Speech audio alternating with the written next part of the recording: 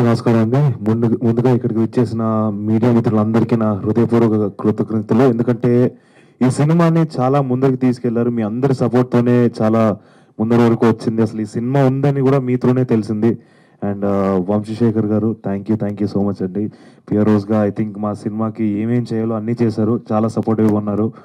And Vishwaprasad గారు sir thank you so much. ఇప్పుడు cinema చూసిన వాళ్ళందరికీ కూడా తెలుస్తుంది దట్ ఈ సినిమాకి కథకి ఏమేం కావాలో యాజ్ ఇట్ ఈస్‌గా ఎటువంటి లోటు లేకుండా దీన్ని చాలా బ్యూటిఫుల్‌గా ఎగ్జిక్యూట్ చేశారు. అండ్ ఐ థింక్ అది పీపుల్ మీడియా ఫ్యాక్టరీ మా పైన పెట్టిన నమ్మకం కానీ, లేకపోతే ఈ కథ పైన ఉన్న నమ్మకంతో మీరు చేశారు. It really means a lot sir. Thank you so much for all the trust you had in అస్.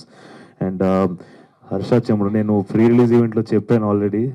ఒక సాంగ్ లాంచ్ ఈవెంట్లో చెప్పాను మా ఇద్దరి కెమిస్ట్రీ ఈ సినిమాలో ఉంటుందని. సో మై బంటి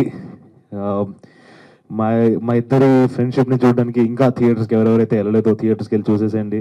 అండ్ సాక్షి కూడా she's done a brilliant job. అంటే తన క్యారెక్టర్ని తను స్టడీ చేసి ఒక డిగ్నిటీతో పోర్ట్రే చేసింది. అండ్ మా అందరి ఎఫర్ట్స్ కూడా రికగ్నైజ్ చేసి మీరు థియేటర్కి వెళ్తారని నమ్ముతున్నాను. అండ్ ఫైనలీ ఈ కథకు వచ్చేస్తే చాలా థింగ్స్ ఎక్స్పీరియన్స్ చేశాను. మేబీ అంటే నాకు ఈ జర్నీ మొదలైన దగ్గర నాకు ఒక కుక్క పిల్ల ఉండింది, అది చనిపోయింది. తర్వాత మొన్న ఐ లాస్ట్ కజిన్.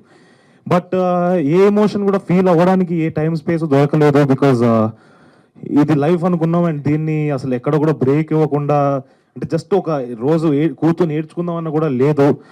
అండ్ ఫైనల్గా ఒక చిన్న ఫ్రీడమ్ వచ్చినట్టు అనిపిస్తుంది అండ్ రిలీఫ్ వస్తుంది. ఎందుకంటే ఆడియన్స్ దీన్ని ఎలా రెస్పాండ్ అవుతున్నారు దీన్ని చూసి. థియేటర్స్లో కొన్ని మూమెంట్స్ చాలా అన్ఎక్స్పెక్టెడ్ మూమెంట్స్కి చాలా మంచిగా రెస్పాండ్ అయ్యారు. సో అవన్నీ చూస్తుంటే చాలా ఆనందంగా ఉంది. ప్లస్ ఫైనలీ ఒక బిడ్డను బయటకు తీసుకొచ్చాం, వాడిని స్కూల్కి పంపించాం అన్నట్టు అనిపిస్తుంది.